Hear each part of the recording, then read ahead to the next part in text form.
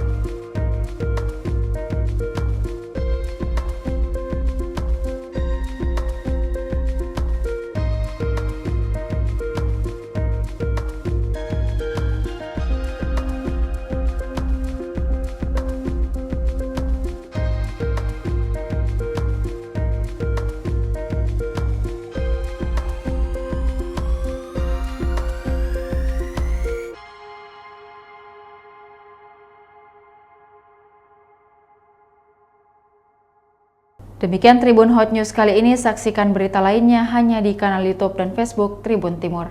Terima kasih sudah nonton, jangan lupa like, subscribe, dan share ya!